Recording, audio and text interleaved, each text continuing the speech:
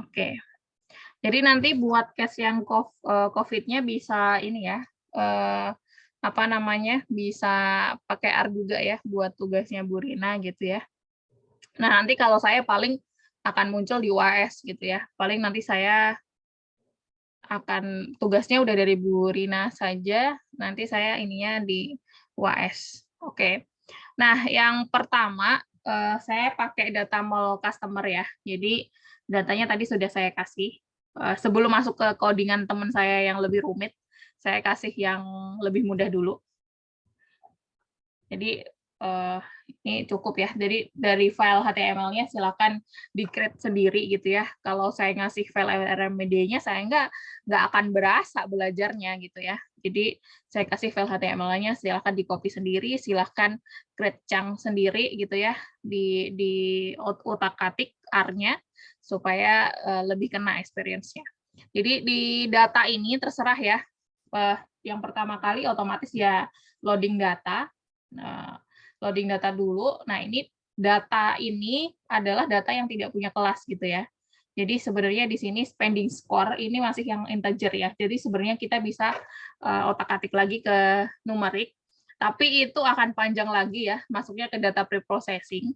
Jadi memang belajar R itu apa ya?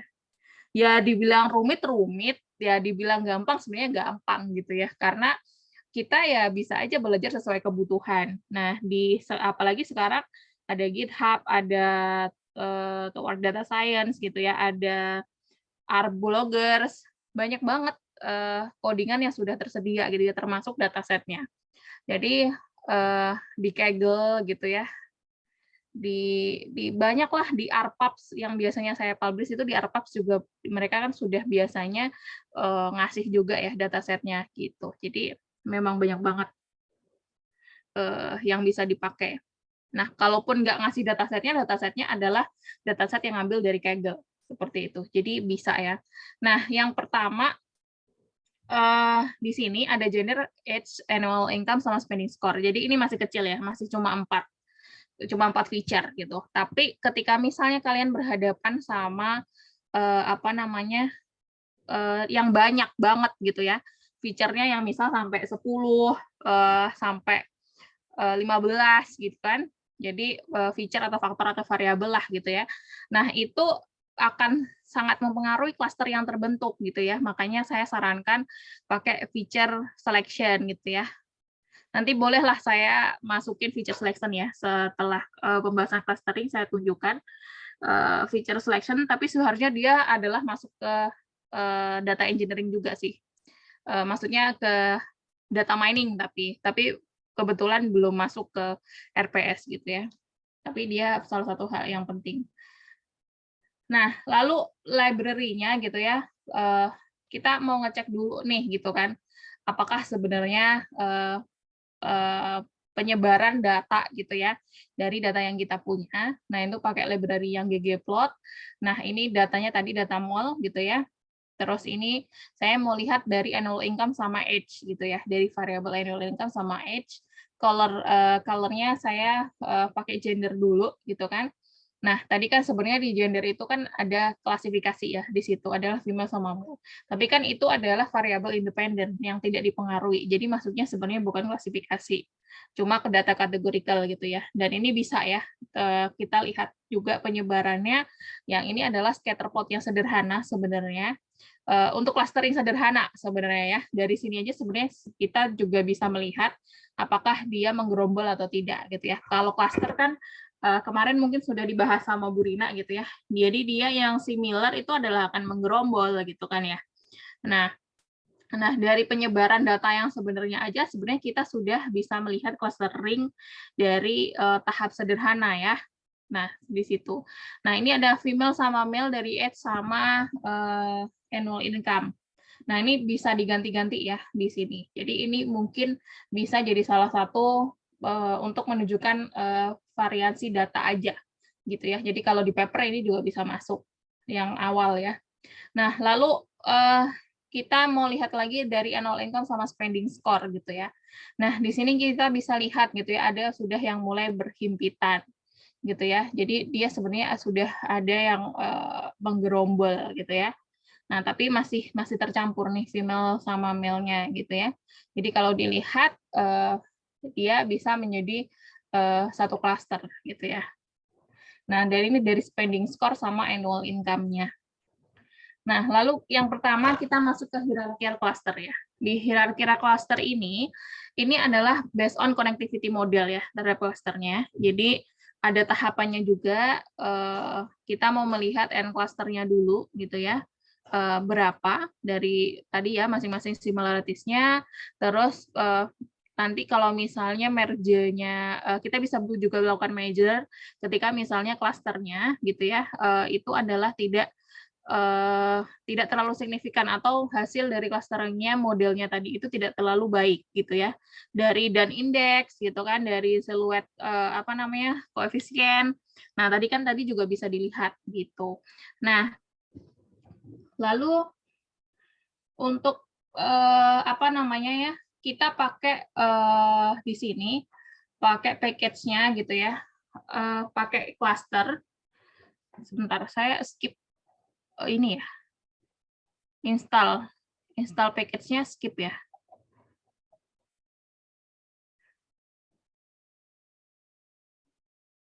Ya, pokoknya kalau misalnya nanti gitu ya kelasnya belum, berarti nanti tinggal package-nya installnya dari sini aja ya, dari sini gitu ya. Jadi kalau ada tahapan package yang saya lupa, atau misalnya ketika oh nggak bisa ya karena saya nggak share RMD-nya gitu. Jadi kalau misalnya saya share file RMD gitu ya, kadang kalian buka gitu ya di RStudio, di sini sudah akan muncul RMD ini butuh package ini gitu ya. Apakah mau diinstal, langsung klik install gitu. Jadi kadang dia mengidentifikasi sendiri library apa yang belum ada di RStudio kalian, yang belum tertanam gitu ya. Jadi di sini adalah sistemnya, semakin berat R-nya gitu ya. Jadi kalaupun di awal-awal kalian bilang RStudio berat, enggak sebenarnya gitu ya.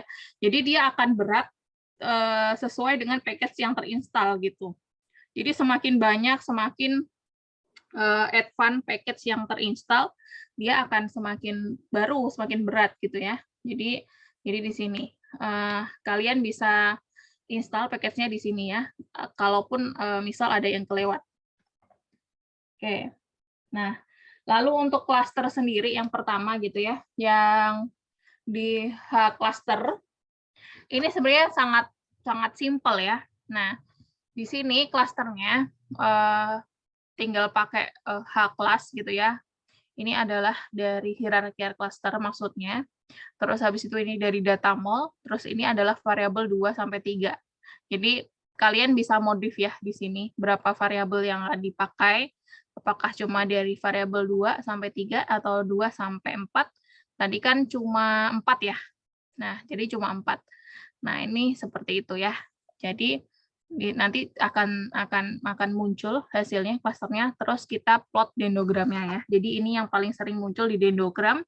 Nah, nanti kalau di RStudio itu ini ya Bu ya, nggak menarik tampilannya gitu ya.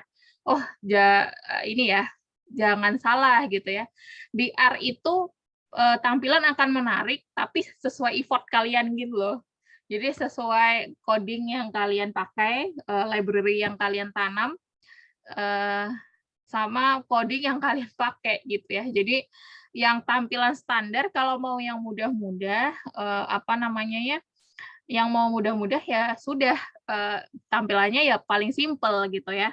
Tapi kalau misalnya mau yang nanti menarik, ya harus effort gitu ya. Makanya nanti saya tampilin yang codingan yang teman saya satunya itu apa namanya, dia lumayan rumit, tapi ya berwarna-warni gitu ya. Nah, nanti ada partisi di dalam cluster dendrogram juga gitu. Nah, kalau misalnya dari sini gitu ya, kita bisa melihat ya kalau dendrogram itu kan paling gampang ya. Kita bisa melihat mungkin kita mau pakai 2 cluster gitu ya. Berarti clusternya di daerah sini sama sini. Atau misalnya kalian mau pakai 1, 2, 3 cluster. Itu kan juga bisa. Atau pakai 5, 1, 2, 3, 4, 5. Itu juga bisa, atau 7 gitu ya. Jadi tergantung dengan apa namanya ya. Ya itu tadi pengecekan lagi ya kinerjanya performanya dari cluster itu bagaimana gitu ya. Tadi kebaikan clustering algoritmnya ya itu tadi cek lagi gitu ya dari Dan index, dari silhouette coefficient gitu ya. Seperti itu. Nah, lalu untuk di sini di kira cluster kita bisa ngecek kalau 2 cluster komposisi dari masing-masing apa namanya subjek tadi ya, male sama female gitu ya, misal karena tadi yang kategorik ya, jadi lebih gampang ngelihatnya. Nah, misalnya di klaster pertama kita mau melihat dulu yang klaster 2 gitu ya. Yang di klaster 2 berdasarkan gender gitu ya. Oh, ternyata klaster kat 2 klaster 1 itu terdiri dari 94 female, 70 male gitu ya. Terus yang klaster 2-nya 18 perempuan, terus 18 laki-laki. Nah, ini udah bisa kelihatan ya, ternyata klaster pertama itu lebih banyak orang-orangnya, nah klaster kedua lebih sedikit gitu. Atau misal nanti kita semakin ngecek ke klaster 3 gitu ya, jadi di sini tinggal diganti-ganti apa namanya orangnya, orang ya, jumlah klasternya maksudnya. Nah, lalu ada yang ini 1, 2, 3 gitu ya, komposisinya. Kita bisa lihat kalau di klaster 2 adalah yang banyak gitu ya. Di klaster 2 ada 55 female dan male. Ini makin merata ya. Nah, terus klaster kat 5, nah ini merata ya. Kalau menurut gitu ya, menurut kunci jawaban gitu ya. Jadi kan saya ambil data ini itu pasti juga dari, jadi ini saya kombinasi ya. Jadi datanya itu saya ambil dari website dia yang ngoding klasternya pakai Python, terus saya masukin ke codingan klasternya dari buku Machine Learning Using R tadi gitu ya. Nanti saya share. Apa kemarin saya sudah share ya? Nanti saya share lagi. Nah, jadi di buku tersebut ada contoh codingnya yang paling simple gitu ya, yang paling mudah. Nah, itu bisa dipakai. Sebentar, nanti saya lupa, mending sekalian aja. Ini nih. Ini buku mana nih kelas.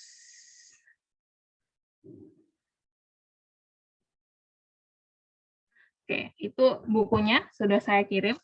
Jadi di situ banyak banget, kalaupun kalian butuh beberapa ini lagi ya, apa namanya, algoritma yang lain, termasuk klasifikasi, assertion rule gitu ya, ada di situ. Nah, itu bisa dicek. Oke. Nah, lalu yang klaster 5 itu adalah dia bilangnya sebenarnya adalah yang paling baik gitu ya. Tapi nanti ya pasti harusnya kita uji dulu ya, uji dari Dan indeks gitu ya, Dan indeksnya tadi atau siluet tadi, atau nanti kan karena ini nggak ada kelas ya, sebenarnya nggak ada kelas yang variable dependent, jadi nggak bisa dipakai run index gitu ya, pakai Dan indeks sama siluet aja. Nah, lalu dari hasil clustering, kita juga bisa mengecek gitu ya, sebenarnya apakah dia sudah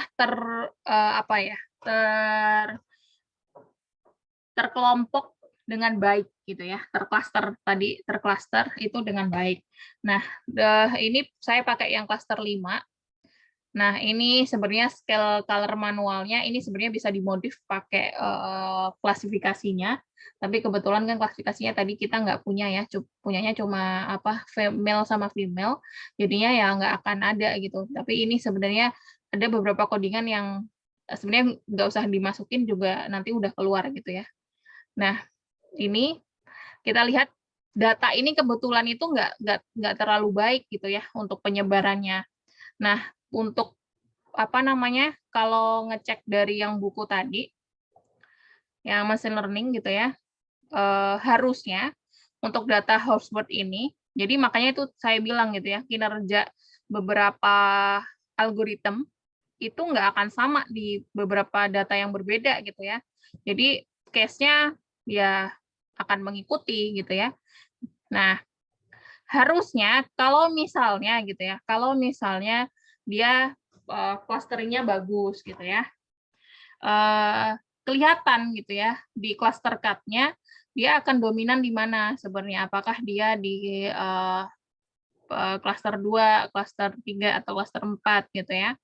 Jadi dia akan tadi klasifikasinya kebetulan karena ini kan host network-nya jadi dari high, low sama medium ya. Jadi dia punya klasifikasi juga di variable dependent di host net apa namanya, host network ini adalah variable dependent sebenarnya di sini. Tapi kalau kita di clustering kan nggak ada variable dependent independent ya. Nggak ada di situ. Ya dipukul rata semuanya variabel ya. Variabel irrelevan aja nggak akan bisa diidentifikasi gitu loh. Jadi nggak akan bisa tahu gitu. Nah, kalau yang lumayan jelas gitu ya di sini, kalian bisa lihat ya dari store area dan loan area. Nah, di sini adalah dua variabel yang relevan ya buat klasifikasi gitu ya, buat kelasnya juga sebenarnya. Jadi dia sudah membentuk cluster-cluster ya. Di situ bisa dilihat kalau yang high itu yang menggerombol sendiri, terus yang merah itu juga menggerombol sendiri, terus yang medium juga menggerombol sendiri gitu ya. Jadi ini adalah salah satu pengelompokan cluster yang sudah lumayan baik gitu. Nah, seperti itu ya. Kalau kalau performanya apa namanya ya, performa algoritmnya lebih baik lagi, dia pasti akan makin makin terpisah-pisah ya klasternya gitu. Jadi dia akan terpisah-pisah. Nah, ini untuk K-means kalau nggak salah ya. Nah, ini dari K-means ada yang hitam gitu ya di sini, merah sama hijau di sini ya. Oke, saya tadi share-nya tuh screen aja ya, biar nggak bolak-balik screen ke area. Oke, nah beda ya, jadi nggak lumayan menggerombol di sini, walaupun dia dibilangnya 5 itu adalah performa yang balik untuk si cluster tadi. Nah, lalu untuk K-means clustering. Nah, oke. Di sini lalu lanjut ke centroid based algorithm ya. Jadi di K-means clustering itu kita akan ketemu elbow curve ya. Jadi elbow curve ini nggak cuma di K-means clustering ya, di PCA juga ada. Jadi ada beberapa kriteria yang digunakan di beberapa algoritma itu adalah mirip, bukan mirip, memang sama gitu ya. Jadi penentuan untuk beberapa berapa sih dimensi gitu ya dalam klasternya yang harus dimensi kalau di principal component analysis kita bilangnya dimensi, berapa dimensi yang memang mewakili feature-feature tersebut gitu ya. Atau misalnya di K-means clustering berapa dimensi cluster, berapa cluster maksudnya yang terbentuk gitu ya. Nah, itu ada gitu ya di sini. Nah, basisnya kalau di K-means clustering adalah cluster sum square gitu ya. Jadi yang pertama dia dibilangnya adalah paling simple gitu ya, algoritma, karena punya dua tahapan. Yang pertama adalah assignment sama update gitu ya. Jadi yang pertama adalah dia assign each of observasinya kepada cluster gitu ya, yang memberikan minimum cluster sum square-nya, lalu update centroid-nya. Nah, di elbow curve ini, gitu ya, bisa dicek di sini number of cluster gitu ya, number of cluster. Di sini kita bisa lihat di tadi ya di PCE juga ada elbow curve ini. Jadi berapa jumlah dimensi yang harusnya dapat mewakili keseluruhan data. Nah, di sini ada kita lihat gitu ya, adalah yang dia sampai landai paling perubahan sudutnya itu yang paling nanti gitu ya, yang setelahnya adalah tidak ada perubahan, makin tidak ada perubahan atau tersaturasi itu di mana. Nah, kebetulan di sini adalah di 5 ya, karena 6 ke sini itu sudah mulai landai gitu. Nah, ini di 5. kalau kunci jawabannya bilang ke ini ya. Tapi ya itu tadi ya, balik lagi. Di sini nanti tidak apa ya, tidak terlalu terlihat gitu. Oke. Nah, lalu bisa dicek gitu ya di K-means-nya. Di sini 4 klaster misalnya, atau 5 ya. Ini maksudnya 5 klaster karena di sini saya nulisnya 5. Sebentar, kadang saya lupa. Jadi misalnya untuk 5 klaster gitu ya. Tadi ini rumus K-means-nya. Tadi bisa dicek gitu ya. Kalau misalnya dia ini untuk female dan male-nya 29, 13, 7 gitu ya. Jadi dia sudah lumayan rata. Terus kita juga bisa melihat plotting-nya untuk tadi gitu ya, apakah dia mengerombol atau tidak. Oke. Untuk yang sekarang gitu ya, silahkan saya kasih tugas sebentar gitu ya, sambil saya tinggal sebentar. Silakan coba codingan yang tadi hierarkiar sama K-means, karena kebetulan di DBScan data ini nggak bisa ya, karena tadi male-nya, female sama male-nya harus dirubah dulu ke 1 dan 2, itu di data processing dulu, lanjut ke DBScan, baru bisa lanjut ke DBScan. Nah, silahkan cek gitu ya, yang tadi, apa namanya, yang wholesale customer itu ya, silahkan coba pindahkan ke RMD ya, sebentar saya tinggal. Oke.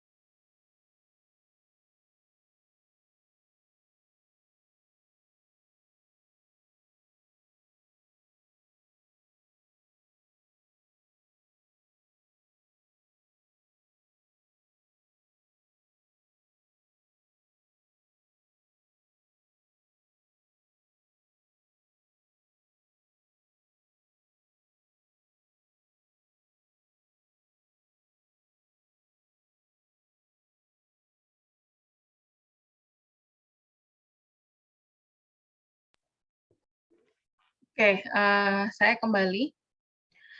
Bagaimana? Sudah dicoba?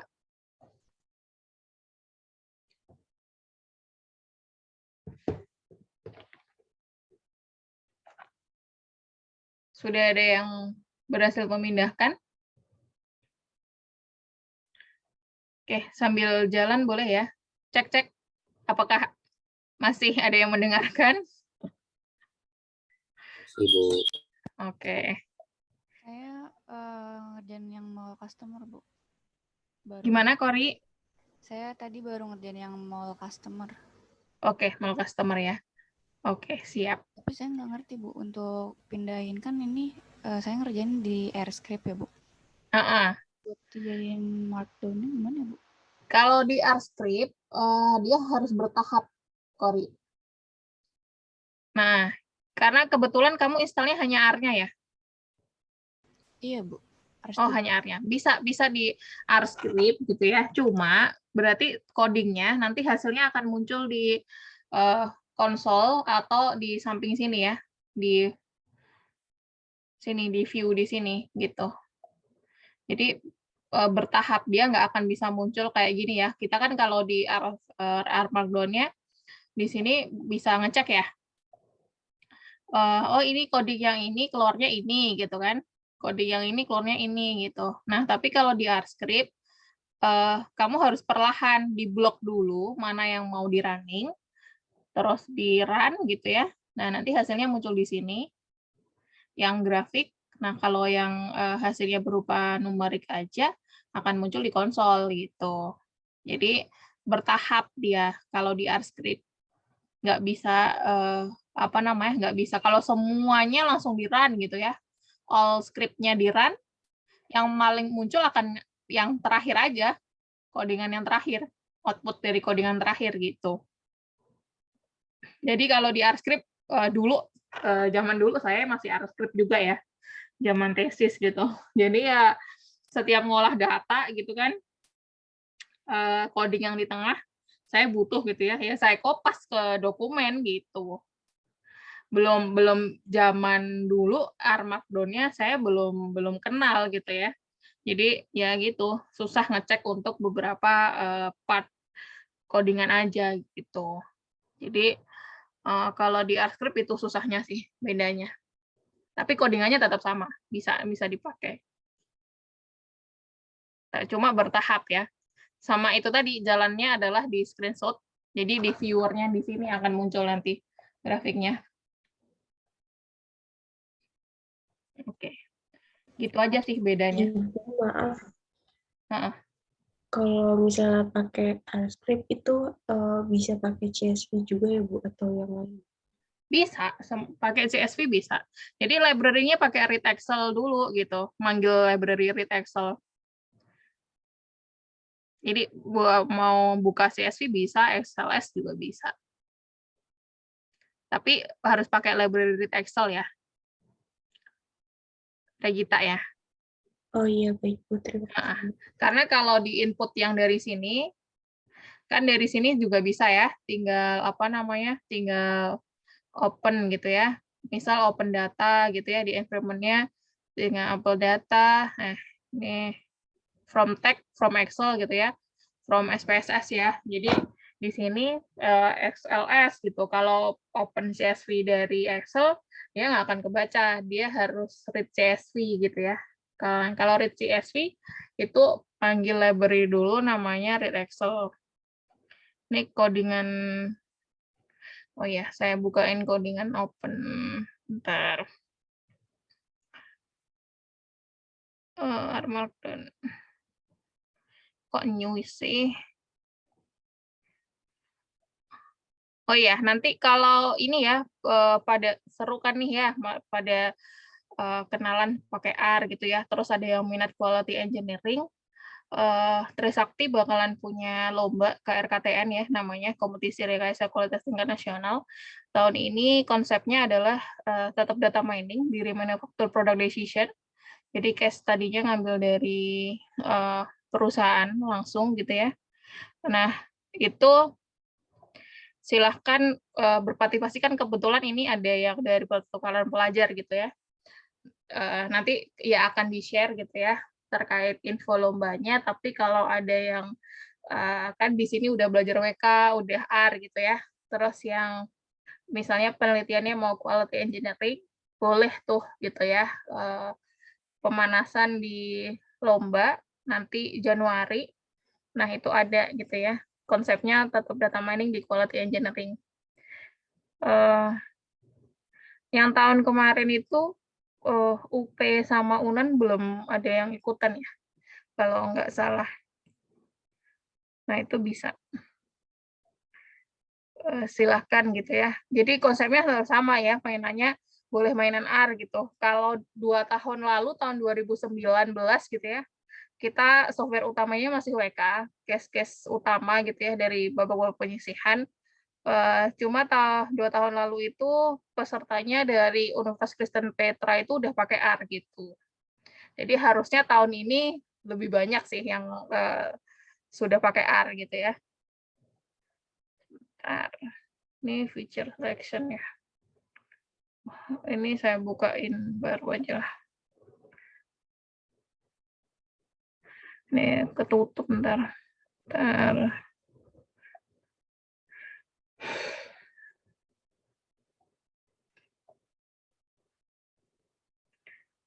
Ini yang saya maksud.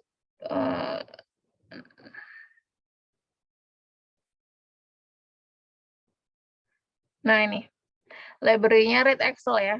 Jadi read CSV-nya pakai library read Excel gitu, bisa.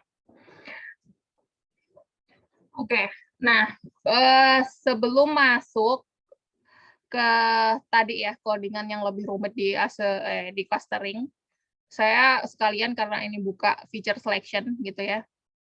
Jadi ada namanya feature selection atau feature engineering di buku yang tadi saya share. Di feature engineering itu ada 3 gitu ya, ada filter, wrapper, sama embedded model. Jadi di filter itu kita pakai salah satu gitu ya pengukurannya, misal information gain gitu ya, di salah satu, misal di klasifikasi gitu ya, atau gain ratio yang berbasis entropi gitu ya, atau misalnya mau pakai statistical itu juga bisa. Jadi di filter method ini kita pakai apa namanya ya, measurement gitu ya, pengukuran dari algoritma-algoritma yang dipakai di klasifikasi. Tapi dia tidak termasuk ke dalam pemodelan klasifikasinya gitu ya. Jadi di filter ini banyak banget contohnya ya. Nanti bisa dicek di buku Machine Learning Using R.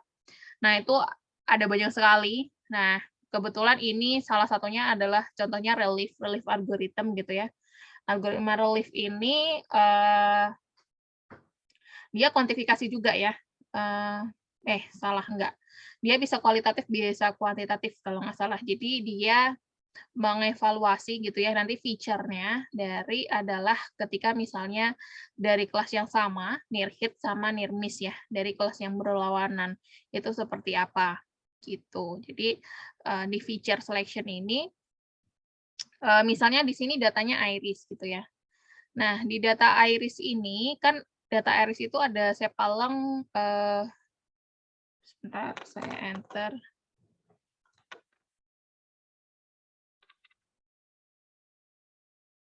Nah, data iris ini adalah data bawaan R ya, yang paling ngecek paling mudah gitu ya. Sepaleng, sepalwit, petaluit, sama ada klasifikasi ya, spesies. Jadi konsepnya tetap ada kelas gitu ya. Tetap ada kelas. Nah, kita mengevaluasi apakah si 4 variabel ini semuanya berpengaruh terhadap spesies. Walaupun semuanya berpengaruh, apa sih variabel yang paling penting gitu ya. Jadi ini gunanya banget, makanya saya bilang gitu ya, ini bisa dikombinasikan dengan clustering. Tadi karena clustering itu deskriptif, dia tidak ada performa untuk mengurangi irrelevant feature gitu ya. Jadi hati-hati variabel yang dimasukkan itu adalah harusnya variabel yang memang mempengaruhi gitu ya. Nah, kalaupun data COVID, itu kan pasti akan ada kelasnya ya, orang yang kena COVID, orang yang kena enggak gitu ya, atau apapun itu, pasti adalah klasifikasi di sana gitu. Nah, itu bisa dicoba ya. Nah, di library-nya itu pakai app selector. Nah, ini tinggal install ya. Kalau manggil library begini, terus misal belum terinstall di R-nya, nah itu bisa langsung di apa namanya? Langsung di ini ya, diinstal saja gitu, dipakai di package di sini, install package. Nah, di Relief ini salah satu aja ya, salah satu algoritma yang bisa dipakai untuk app selector. Nah, kita bisa melihat atribut important-nya dari masing keempat tadi gitu ya. Nah, di sini kita bisa lihat kalau ternyata dari data itu yang di sini otomatis kalau yang important itu kan pasti yang besar ya, yang bobotnya itu yang semakin besar gitu ya. Nah, ini petalong sama petal width yang paling besar gitu ya. Jadi bisa saja kita clusteringnya cuma menggunakan 2 ini gitu. Jadi itulah gunanya feature selection ya. Jadi kita mengeliminate variabel yang tidak penting ternyata gitu. Karena di clustering kita nggak ada apa ya, nggak ada kemampuan untuk mengeliminate variabel yang tidak penting atau irrelevan gitu. Nah, lalu untuk kedua ada wrapper method. Wrapper method itu adalah dia membungkus ya. Jadi sebenarnya ini lebih saya sarankan pakai filter method aja karena di wrapper method ini dia ada 2 cara gitu ya. Dia membungkus. Jadi ketika dia melakukan feature selection, tapi dia dibalikin lagi diukur performanya pakai algoritma klasifikasi gitu. Jadi dia konsepnya agak rumit gitu ya. Jadi dia akan mencari dulu yang terpenting gitu ya. Tapi nanti dia dibalikin lagi hasil yang diperoleh itu adalah oh ini sudah benar nggak gitu ya. Kita klarifikasi pakai classifier tadi ya algoritmnya gitu. Jadi ini backtrack ya. Jadi bisa forward bisa backward juga sih gitu. Tapi tetap prinsipnya filter campuran dengan algoritma klasifikasinya gitu. Jadi kebaikan dia menghasilkan atau meredus variabel itu adalah dengan dengan diukur dengan metode klasifikasinya gitu. Tapi nggak pakai ini ya. Jadi rata-rata pakai cross validasi. Ini AirPad kemarin dipakai di chat ya. Saya kemarin ngasih contoh di AirPad juga. Kalau nggak salah soal UTS ya. Kemarin yang pakai AirPad library-nya. Nah, ini cross validasi. Nah, ini juga dapat juga ya performa untuk masing-masing kombinasi. Jadi performanya mana sih yang paling baik gitu ya, tetap petalong sama petal width ya. Nih 0,9, 0,95 gitu. Karena masing-masing algoritma itu kan punya standar ini ya berbeda ya scoringnya. Jadi makanya bisa beda-beda tapi intinya kan sama ya. Petal width sama petalong adalah yang paling relevan buat klasifikasi si data iris. Kalau embedded method dia enak, dia sudah feature selection-nya sudah sekaligus model pengklasifikasian. Jadi makanya kemarin kalau kita ID3, J48, C45, J48 itu di WK itu sebenarnya C45. Sekarang sudah C50 ya. Jadi sudah ada C50 sekarang yang pengembangan dari C45. Nah, itu bisa dipakai juga. Sudah banyak banget codingnya juga di internet, di R gitu ya. Di R Blogger, RPub, dan apalah gitu ya, di GitHub dan lain-lain. Itu sudah ada banyak. Nah, di sini kita sekaligus saya bilang gitu ya, klasifikasi itu adalah performa buat prediktif gitu ya. Jadi dia sudah bisa langsung mengeliminate feature yang tidak relevan gitu ya. Yang feature yang tidak mempengaruhi kelasnya itu dia bisa langsung di-eliminate di sana sekaligus ya, kan membentuk tree ya kemarin. Nah, dari tree-nya itu kita kan bisa langsung lihat nih dia terbaginya jadi dari variabel yang mana gitu. Nah, itu variabel yang relevan untuk kelasnya gitu. Jadi dia Makanya algoritma klasifikasi itu adalah yang paling banyak dipakai ya di data mining, di machine learning, di AI gitu ya, karena memang performanya oke gitu ya, karena banyak banget juga algoritmanya. Nah, di embedded method ini ranking subsetnya sudah termasuk classifier-nya.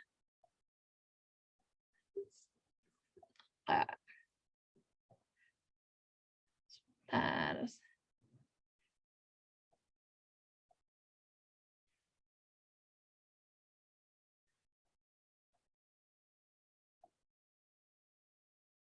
iris v fit variable. Oh ya, ini kemarin masih ini bukan codingan. Oh ya, masih saya campur-campur ini codingannya. Saya modif. Jadi kalau di sini untuk yang di classifier kita bisa macam-macam sebenarnya ya. Jadi pakai AirPath langsung aja juga udah bisa ya. Jadi dari AirPath-nya kita bisa lihat di variable important di sini kita bisa lihat kalau petal long sama petal width itu juga dia yang scoringnya paling besar. Gitu aja sih. Tapi sebenarnya kita bisa langsung masuk ke tree-nya ya. Tadi saya codingan yang ke bawah itu adalah mau masuk ke tree tapi belum beres. Jadi ini tetap sama ya hasilnya semuanya. Dari filter, dari wrapper, dari embedded sama. Kalau petalong sama petalit ini adalah yang paling oke. Nah, itu bisa digunakan untuk clustering gitu. Codingannya banyak banget ya. Feature selection itu codingannya banyak banget. Termasuk tadi di buku yang sudah saya share itu ada. Oke, sekarang kita masuk ke codingannya yang agak rumit tapi hasilnya bagus gitu ya. Nah, di sini pakai k-means, dibased-kan sama hierarkial juga. Jadi 3 algoritma ini adalah tiga yang paling sering dipakai untuk algoritma. Nah, tapi library-nya di sini lumayan banyak ya. Ada TDBurst, ada faktor extra. Itu running dulu. Ini datanya sudah masuk tadi ya. Oke. Ini ada data channel, region, fresh milk, grocery, frozen. Jadi ini sebenarnya data ini ya, di region ini dia adalah data categorical sebenarnya, tapi dia dikuantifikasi ya, termasuk di channel, karena dia kan 1, 2 gitu ya. Terus ini regionnya juga 1, 2, 3 gitu. Tapi masing-masing dia punya ini keterangan ya. Di channel dia ada tipe customer membeli Horeca retail. Di region wilayah penjualan, list non, Oporto, dan lainnya. Di fresh ini adalah produk makanan segar, milknya produk susu, grocery produk bahan makanan, frozen produk makanan beku, produk deterjen, DP, daily produk makanan siap saji. Jadi ini adalah jumlah yang mereka beli di channel tersebut gitu ya, tipe customer-nya Horeca atau retail, yang region-nya list non, Oporto, atau lainnya. Ini 1, 2, 3 ya region-nya. Jadi tadi yang saya bilang di DBScan itu dia tidak bisa melihat file categorical gitu ya, file categorical, data categorical. Jadi makanya ini karena yang pertama di teman saya ini dia pakainya DBScan ya. Jadi padahal untuk yang ini tidak perlu dikuantifikasi, tidak perlu diangkakan. Untuk yang k-means sama hierarki itu bisa, nggak usah diangkakan. Nah, tapi di DBScan dia harus. Nah, ini yang pertama kita bisa ngecek exploratory data analysis dulu. Kita mau ngecek ini, cek missing value ada nggak gitu ya. Kalau ada missing value kan harus dibuang ya datanya. Nah, ini cek dulu ternyata udah nggak ada. Biasanya kalau data-data dari dataset yang sudah ada di Kaggle, mereka siap pakai sih harusnya ya. Nah, ini. Terus memudahkan melihat sebaran data, tadi boleh pakai yang scatter plot tadi, atau misal pakai box plot, karena ini datanya integer semua ya, numerik semua maksudnya. Kita bisa lihat dari box plot, spend sama produk. Lalu kita ke DBScan ya. Nah, di DBScan ini adalah melihat identifikasi noise data dan tidak memasangkan semua pengamat di dalam satu klaster ya. Nah, kita mengeluarkan 6 pelanggan dengan pengeluaran terbesar dari perhitungan untuk image dan hierarchical cluster. Nah, library-nya di Basecamp, dia ada warning ya, jadi dia sebenarnya dibangun di bawah R version-nya 4.1.2. Jadi kadang performanya nggak akan maksimal, tapi masih bisa dipakai gitu ya. Terus ada penemuan jumlah minimum point, sama jumlah apps itu adalah radius tetangga dipilih berdasarkan letak di bawah siku dari KN distance-nya. Kebetulan di sini kita ngecek KN distance dulu. Nah, jadi yang di bawahnya ini adalah sudah diiniin 7.000 gitu ya. Jadi ini tergantung banget dengan jenis datanya ya. Jadi di sini nanti silahkan disesuaikan dengan data masing-masing. Karena kan kebetulan kalau di sini tadi gede-gede ya angkanya. Mana nih? Nih 7.000 maksimalnya kan banyak ya. Nah ini 92.000, 6.000, 40.000 gitu ya. Jadi ini sangat tergantung sama jenis datanya. Nah, lalu KN distance-nya sudah ditentukan, result-nya di minimal support-nya 6. Ini apps-nya 7.000. Terus result-nya ada terbentuk gitu ya, satu cluster. Terus ada 49 noise point. Nah, jadi ini cuma terbentuk satu cluster, tapi di yang lainnya gitu ya, itu adalah 49 noise point-nya untuk yang di cluster yang satunya. Jadi ini untuk yang di Basecamp. Nah, berdasarkan dari hasil clustering menggunakan di Basecamp gitu ya, hanya berhasil membuat satu cluster dan memisahkan noise yang ada, sehingga kurang menghasilkan effect yang berarti. Tapi tadi itu tadi ya, bisa dicek di sini, digonta-ganti ya. Kira-kira gitu ya, mana performan yang bagus gitu ya, berapa cluster yang dihasilkan dari di Basecamp. Nah, itu bisa diganti dari apps-nya dari sama main point. Oke, next di hierarchical cluster dari wholesale data. Sebelum melakukan cluster dari hierarchical cluster gitu ya, data pelanggan yang memiliki jumlah pengeluaran terbanyak dihilangkan dengan mengurutkannya dari pengeluaran tertinggi. Jadi ini ada mutate. Fungsi mutate ini adalah data preprocessing sebenarnya. Jadi dia mau mengeluarkan data yang paling tinggi. Ini babnya kalau data preprocessing ini bisa seharian sendiri nih belajarnya gitu ya. Jadi rata-rata kalau training data scientist, materi ini harusnya clustering ini adalah nggak cukup cuma 2 jam gitu ya. Jadi biasanya sepagian sampai siang itu clustering doang gitu. Jadi nanti yang paginya data preprocessing dulu, data visualisasi, baru nanti siangnya ke sore clustering. Besoknya baru klasifikasi full gitu ya. Jadi memang lumayan berat gitu ya. Saya lumayan padat ini, lumayan ngos-ngosan saya ngomong terus dari tadi gitu ya.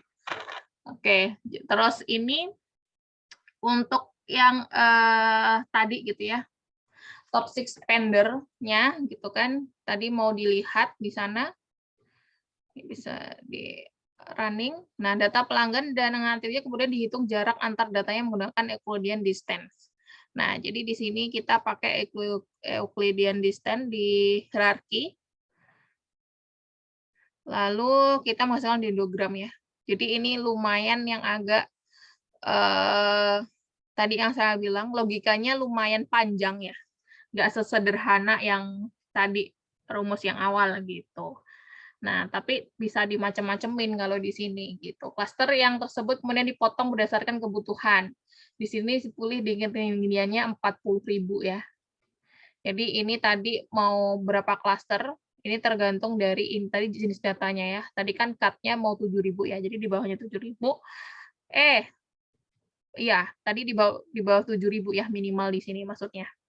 Yang tadi itu 7.000 itu adalah maksimal di sini loh. Untuk dia kemiripan untuk masuk kelas yang mana, cluster yang mana maksudnya.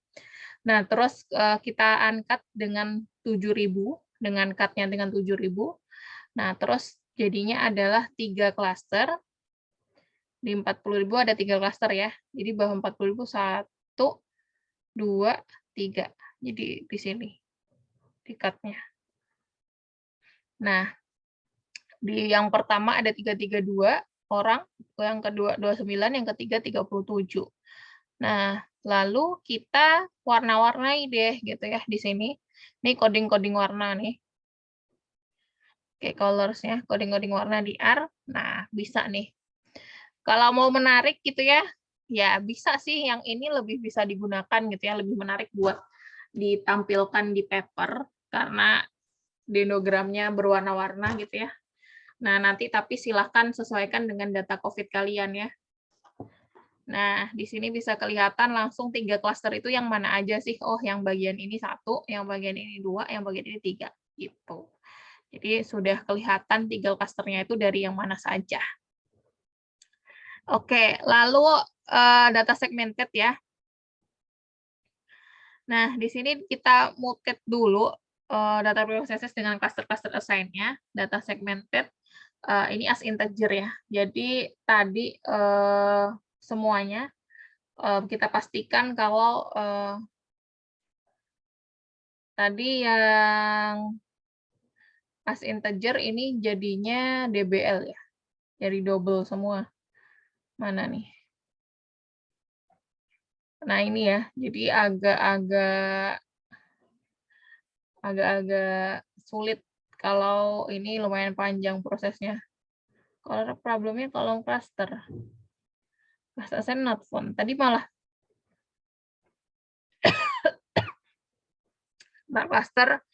cluster assign. Ini tadi udah saya running ya? Oh, belum saya running nggak ya? Makanya tadi nggak jalan. Yang ini.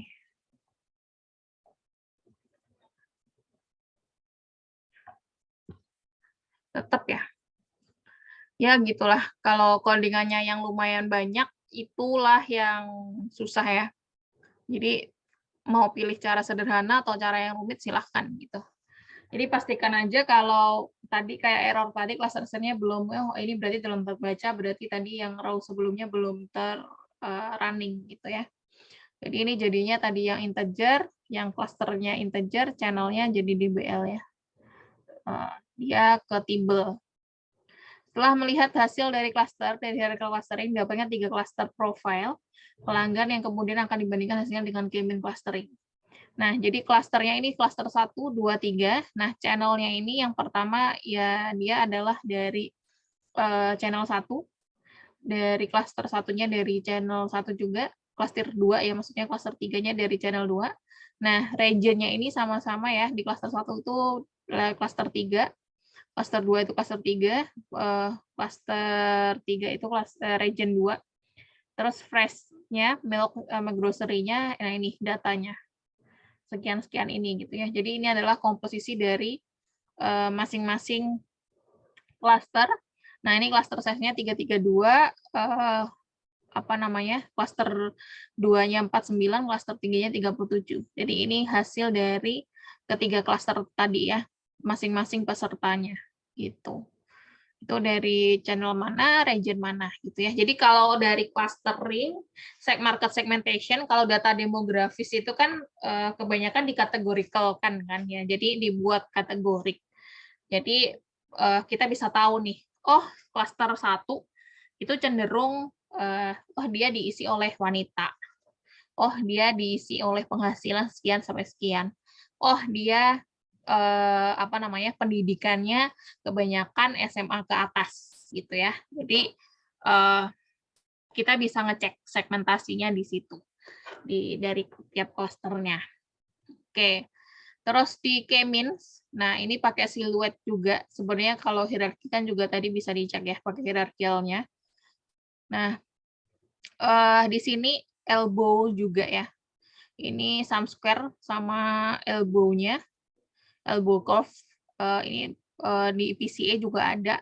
Nah, ini bagusnya kalau tadi cuma titik-titik ya, sama tadi kita melihat mana sih yang cenderung nanti sejajar gitu ya.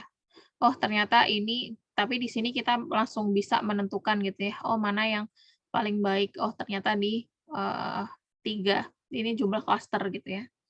Nah, ini jumlah klaster. Nah, lalu kita running gitu ya. Ini dari siluetnya, average-nya.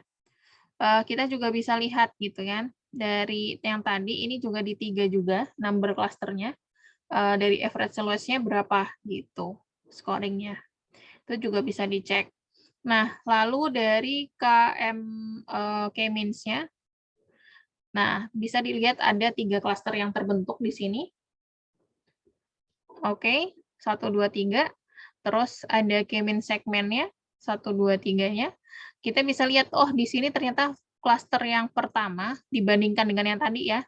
Yang hierarki beda kan hasilnya. Yang ini tadi 300-an kayaknya. Terus bisa dilihat tadi di channel-nya di sini klaster pertama itu adalah dominasi dari channel 1. Terus region-nya kalau nggak salah region berapa gitu ya. Jadi beda hasilnya. Nah, itu bisa juga ya kalian membandingkan beberapa algoritma clustering buat proses ini ya. Nah, ini terus ini penyebaran dari klasternya. Nah, ini lumayan berwarna ya. Terus ada interpretasinya juga. Oke. Ini dari masing-masing data proses gitu ya, bisa kelihatan juga. Oke, begitulah untuk yang clustering data yang dari teman saya ya, yang satunya. Dari codingan. Jadi silahkan mau nyoba yang lumayan gampang atau sudah yang lumayan advance, silahkan. Jadi tinggal penyesuaian aja kalau udah ada codingnya ya, tinggal disesuaikan sama data kalian. Oke, ada pertanyaan? Silahkan.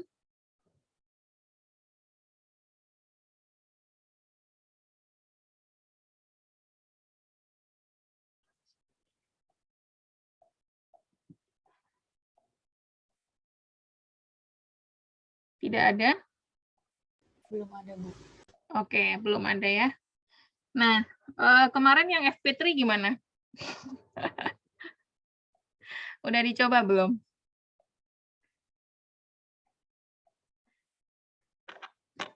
Belum.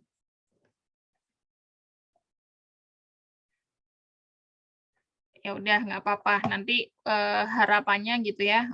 Nanti saya pertimbangkan kalau Bu siapa nggak apa-apa gitu ya. Nanti tugasnya ngikut yang tugasnya dari Bu Rina. Kebetulan dikumpulinya kapan sih? Yang clustering pakai data COVID papernya?